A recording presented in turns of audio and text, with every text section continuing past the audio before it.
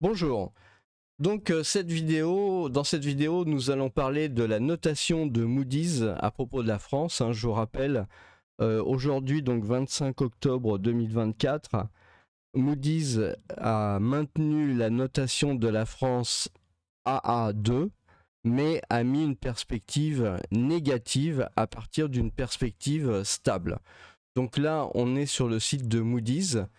J'ai pu trouver en fait le Moody's Rating Change France Outlook to Negative from Stable et affirme the AA2 rating. Ok. Donc quand on va voir le document, en fait, on tombe là-dessus. Alors, pourquoi je fais cette vidéo? C'est pour plusieurs raisons. La première raison, c'est pour vous expliquer un peu comment se déroule l'analyse de ce type de document. Ça, c'est la première chose.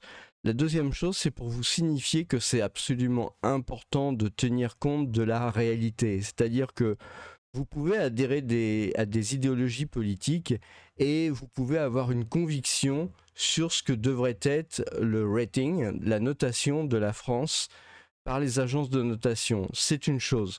Néanmoins, vous allez voir en lisant ce document que, eh bien, c'est probablement pas du tout ce que vous attendiez. Je sais bien qu'il y a un certain nombre de gens qui pensent que la France est au bord de la catastrophe, que la France c'est bientôt la Grèce, etc. Ce document, d'ailleurs comme à propos de Fitch, montre que ce n'est pas du tout le cas. C'est ce que j'ai toujours dit, je l'ai toujours pensé, et voilà.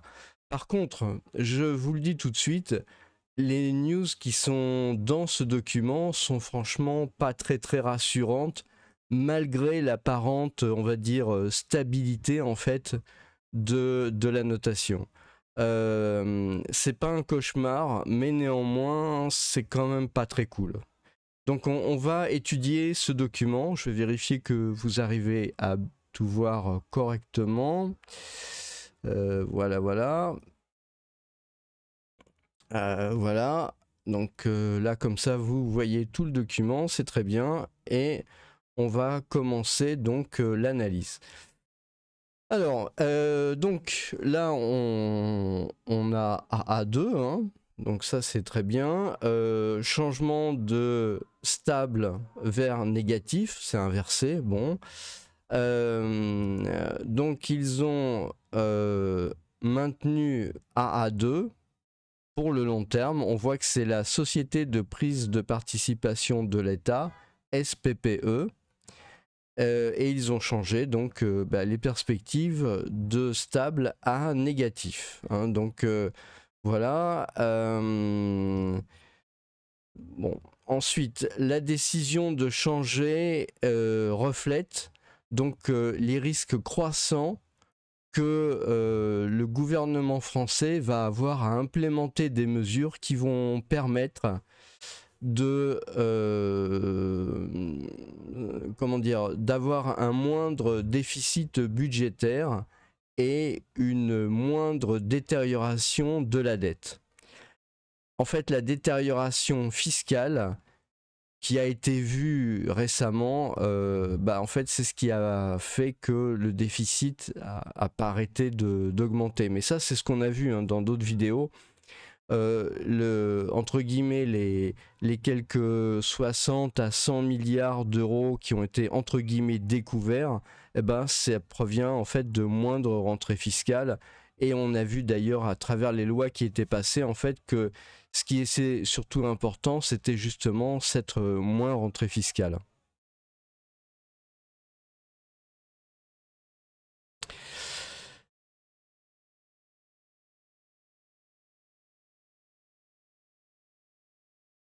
Donc les risques, en gros, hein, les risques de la France à propos du crédit, ça résulte en fait d'une gestion du budget qui est plus faible, que ce qui avait été audité auparavant. Et évidemment, c'est lié en fait au risque politique, hein, clairement. Mais donc ils maintiennent AA2. C'est quand même mieux en fait que Fitch qui sont à A-. et Standard & Poor's qui est aussi à AA-. Donc c'est mieux pour Moody's. Hein. Et pourquoi? Parce que ils disent que la France a une économie bien portante, riche, wealthy et assez diversifiée. Donc ils parlent ensuite du profil démographique. Bon, ça je vais en parler là. Bien que le budget a été... la gestion du budget a été affaiblie, eh bien c'est ce qui se passe. Mais on a une petite phrase là qu'on va retrouver dans la conclusion. La susceptibilité de la France à un risque géopolitique est quelque part liée avec la guerre en Ukraine. Hein, la guerre entre l'Ukraine et la Russie. On va voir que cette petite phrase, en fait, elle est plutôt assez inquiétante. Donc, la France locale en foreign currency ceiling, donc les plafonds de la dette, ce sont les plafonds, hein, ça reste à AAA. Donc là, il parle en fait des pays de l'eurozone. Hein.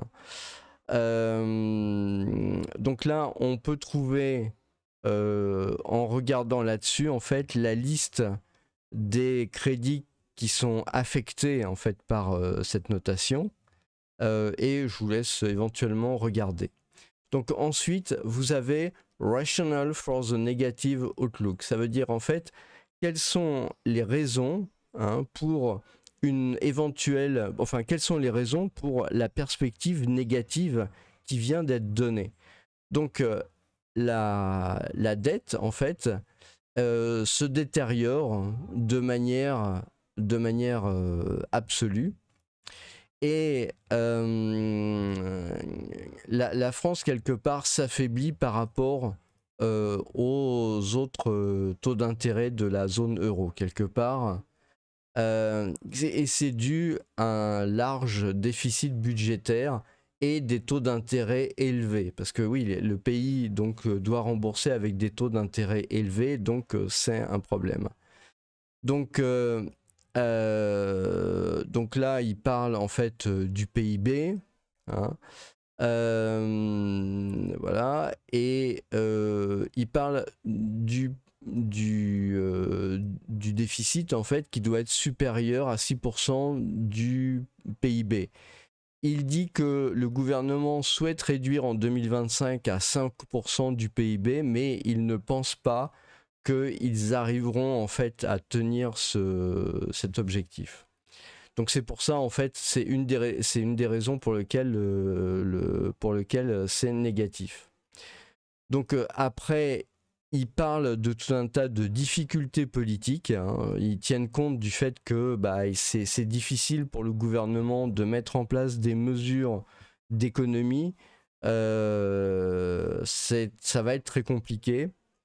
Et donc, ils vont vraiment avoir du mal. Et donc, c'est pour ça qu'on est en perspective négative. Ils parlent donc qu'il y a une séparation en 3 blocs. Donc la gauche, le centre et la droite.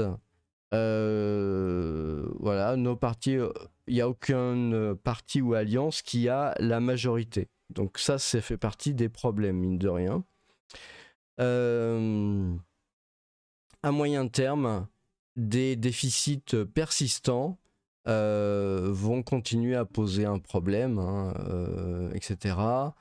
Voilà, donc c'est l'idée de la perspective négative, c'est quand même principalement un problème politique. Hein. C'est ce qu'il faut noter. Alors maintenant, nous allons passer donc aux raisons pour lesquelles la notation AA2 a été maintenue. Donc AA2 a été maintenue parce que en fait, ça reflète une économie bien portante, une économie diversifiée et qui est une des 7 plus grandes économies du monde. La France a, et ça c'est très très important parce que je vous en ai souvent parlé, has a high rate of private sector savings. Donc ça veut dire la France a un très haut taux d'épargne du secteur privé, donc d'épargne des ménages. Donc vous voyez, ça c'est mis en premier, hein. Et pour moi, c'est vraiment une des choses qui différencie absolument la France de la Grèce, par exemple. C'est que tant qu'il y a ça, je vous signale qu'il y a à peu près 12 000 milliards de patrimoine en France, et tant qu'il y a ça, eh ben, il y a très très peu de risques. C'est pour ça qu'on a une notation de A à 2. Hein. Donc, which provides sizable. Donc, ce qui apporte en fait un matelas de sécurité en cas de choc. Hein. Donc, la démographie, voilà, les coûts des personnes âgées, la relative basse participation des travailleurs âgés, ne donne pas son plein bénéfice à l'économie, voilà. Mais voilà, en gros, ça va. La performance de croissance est un peu moins volatile que ses pairs européens, que ses pairs développés, grâce à une forte demande intérieure et le PIB. Donc en l'occurrence, c'est aussi les dépenses de l'État, hein, je vous rappelle, qui sont comptées dans le PIB. Il y a un certain nombre d'économistes et de youtubeurs qui se sont fait l'écho de ce fameux calcul du PIB, mais il faut bien comprendre que pour des agences de notation, en fait, bah, ça compte comme du positif quelque part. Là, il parle des réformes qui ont été implémentées avant la pandémie et qui ont adressé le travail. En clair, en fait, il parle par exemple des retraites, hein, pour être très très clair. Un certain nombre de contraintes structurelles pèsent, la fiscalité, le marché du travail, la faible participation des jeunes et des vieux, l'inadaptation de la formation, skills mismatch, hein, skills c'est le savoir-faire. Et donc ça, le problème, c'est qu'on a une économie qui n'est pas du tout en fait adaptée au monde moderne, hein. C'est vraiment le problème des pays qui végètent en fait et qui coulent, hein. C'est qu'on est de moins en moins adapté au monde moderne. Une faible innovation pèse sur la productivité et résulte à un fort taux de chômage. Donc voilà, en fait là-dedans est résumée la malédiction française, la malédiction des mauvaises décisions de dizaines d'années qui se termine en apothéose maintenant avec les jeunes et inexpérimentés Mozart socialistes de la finance. Donc voilà, là il parle des institutions publiques, donc avec un budget qui est devenu pire au fur et à mesure des années. Les autorités ont démontré une certaine volonté de réformer l'économie, mais bon, c'est pas nécessairement facile, et principalement donc on a la formation, on a le marché du travail et on a voilà, ce qui concerne le marché du travail. Donc ça, voilà, c'est ça. Je dois avouer honnêtement que ce qui m'a fait un peu dresser les cheveux sur la tête et froid dans le dos, c'est ces deux phrases, comme je vous l'avais dit, hein. Ces deux lignes en fait qui vraiment sont très très problématiques. France's susceptibility to event risk is driven by geopolitical risk due to Russia's war in Ukraine. Donc ça veut dire que la France est susceptible d'un risque qui serait conduit par le risque politique à cause de la guerre de la Russie en Ukraine. Bien que la France fasse partie de l'OTAN, hein, qui est quelque part une ultime garantie pour la sécurité nationale, le pays fait face à des risques de contagion du conflit russo-ukrainien parce que, et ça c'est vraiment le truc qui fait dresser les cheveux sur la tête, parce qu'il est lié par le traité de l'OTAN, article 5, collective défense, la clause de défense collective. Et là, il y a l'explication, hein, qui traite une attaque vers n'importe quel membre de l'OTAN comme une attaque vers tous les signataires du traité. Donc ça veut dire en clair, le risque qui est annoncé ici maintenant par Moody's, il faut comprendre que cette notation, elle s'adresse à tous les pays du monde, elle s'adresse à toutes les institutions. Donc ça veut dire, c'est pas une notation qui est destinée à la France. Elle est destinée par exemple au Japon qui a pu investir en France. Elle est destinée à l'Amérique latine, à l'Amérique, aux autres continents quelque part.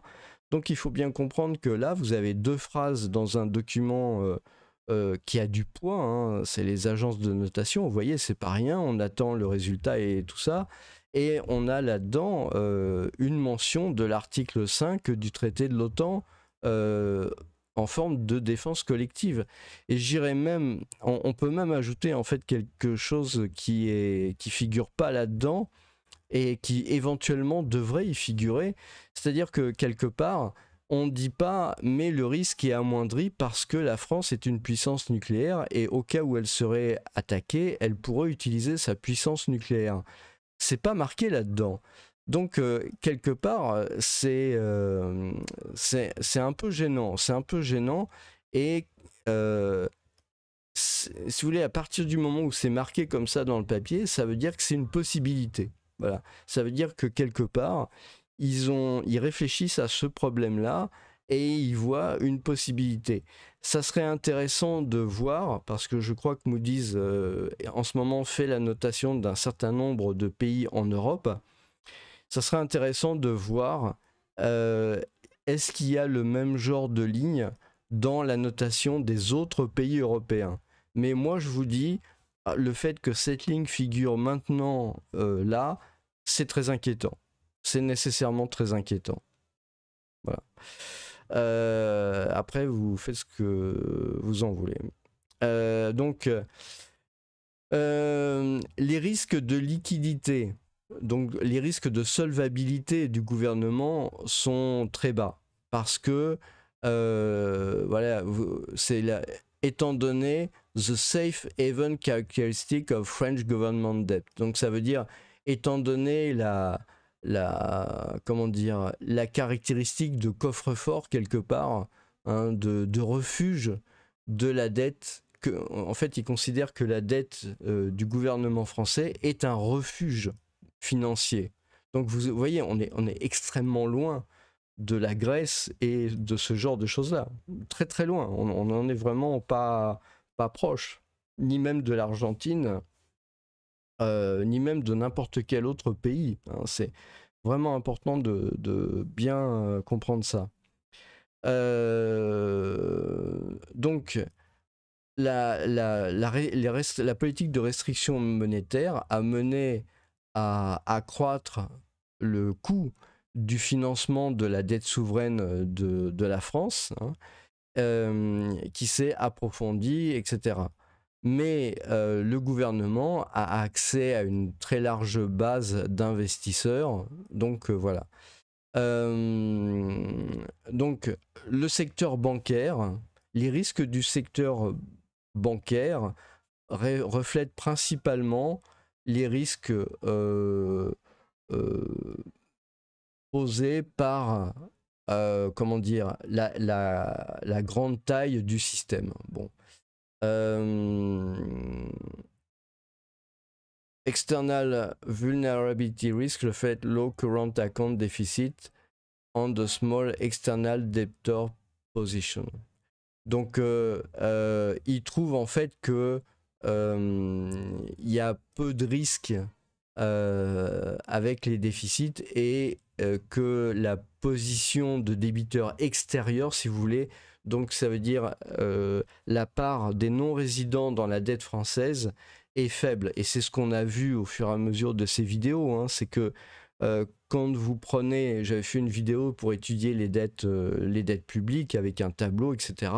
On voit bien qu'on a, on a une dette en gros de 3000 milliards. Alors je ne parle pas du hors bilan, hein. Ça peut faire l'objet d'une autre chose, mais là pour l'instant on parle vraiment de la dette dans le bilan quelque part. Donc c'est les 3000 milliards d'euros. Ces 3000 milliards d'euros, il y en a à peu près en gros, hein, en très très gros, la moitié qui sont détenus par des non-résidents. Donc si vous voulez, ça vous fait 1500 milliards d'euros détenus par des non-résidents. Sachant que le patrimoine des Français, c'est 12 000 milliards d'euros, vous voyez, il y a 10 fois plus, un peu moins de 10 fois plus en réserve quelque part. Donc c'est pour ça, les agences de notation ne considèrent pas qu'il y ait un gros problème. Tant que le gouvernement peut puiser dans les actifs des Français, il n'y aura jamais de problème. Donc en fait, il n'y a pas de problème, si vous voulez, hein. Bon, ensuite, vous avez environnemental, social and governance considération, ok, donc voilà. Il n'y a pas trop de problèmes au niveau environnemental, hein, voilà. Au niveau social, ils préfèrent parler du système d'éducation élevé, d'une bonne sécurité sociale quelque part, des mesures de sécurité et un excellent accès aux services de base. Ben, il faut bien comprendre que si vous voulez que sur tous ces trucs-là, vous savez, c'est un peu le truc, hein, quand je me regarde, je me désole, et quand je me compare, je me rassure. Il faut bien voir que même si le niveau de la France n'est pas génial dans tous ces points-là, en fait, il y a quand même pas mal de pays dans lesquels c'est pire, hein, malgré tout. Ok. Ensuite, donc...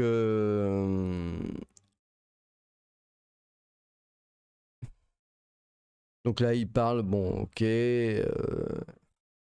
l'administration publique de la France est de très haute qualité. Au secours. Donc voilà, ok. Donc le gouvernement précédent n'a pas été vraiment n'a pas été heureux dans la réduction de la dette, ce qui a causé le fait de mettre à négatif, en fait, de mettre la note à négatif dans la gestion du budget, hein. Mais il n'en demeure pas moins que la France montre un haut degré de résilience, en fait, de sécurité, etc. Donc voilà, voilà un peu où on en est sur ce sujet. Donc ensuite vous avez, ce qui est important, hein, les facteurs qui peuvent changer en hausse ou en baisse les notations.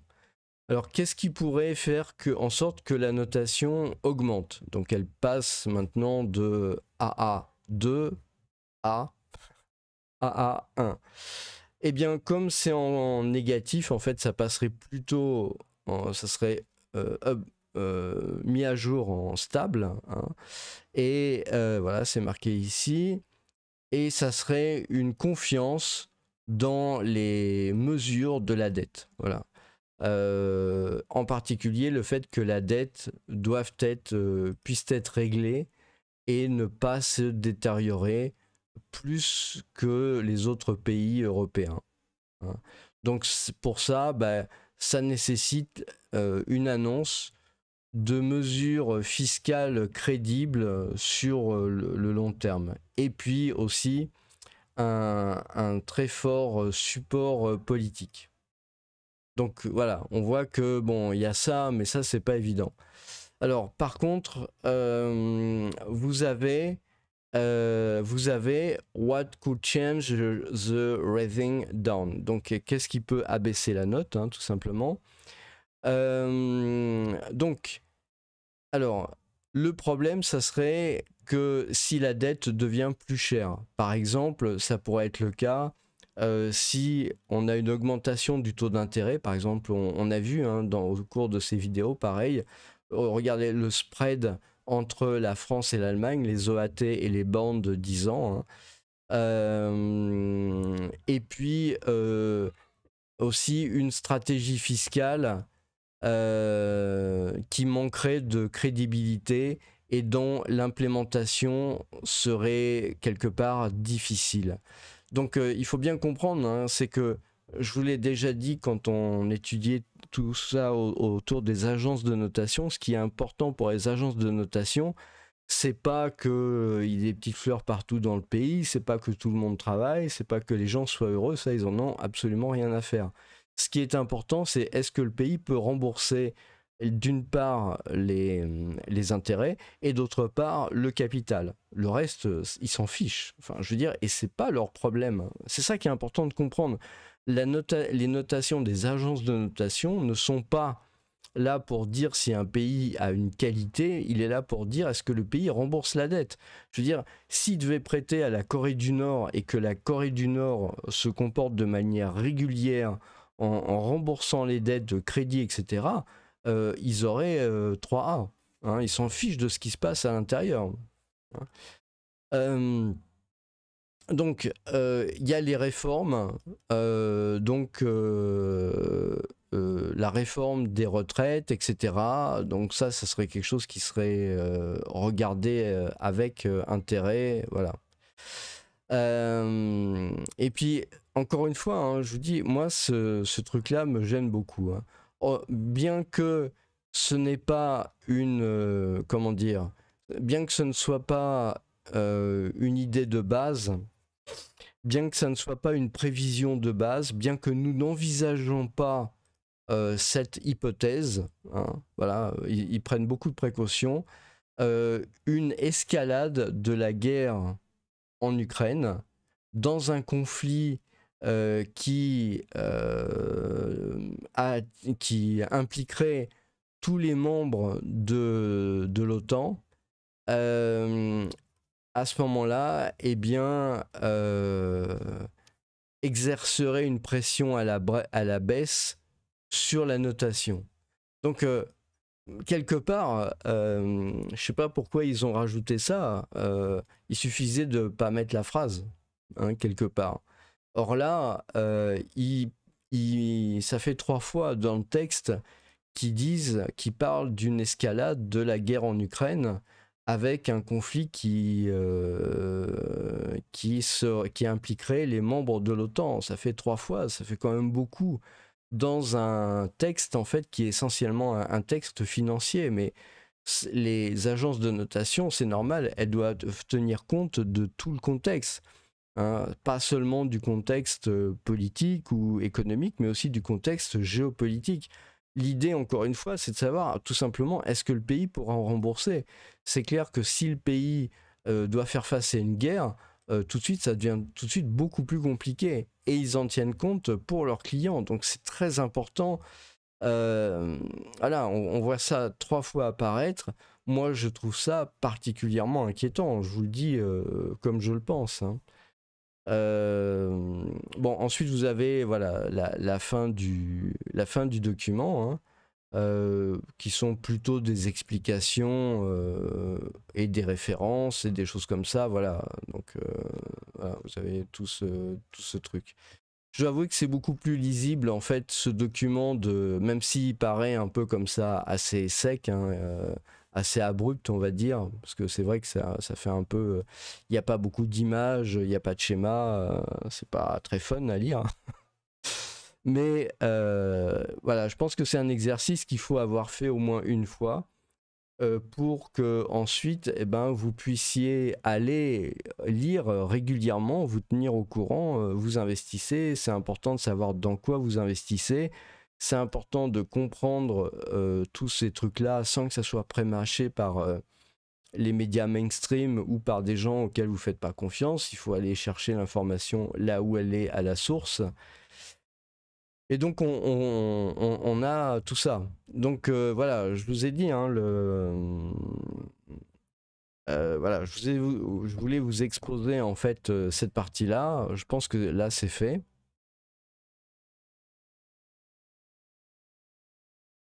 Donc bah écoutez, je vous remercie et puis je vous souhaite une bonne journée. N'hésitez pas à laisser des commentaires ou des questions, il n'y a pas de souci. Voilà, je vous remercie, bonne journée.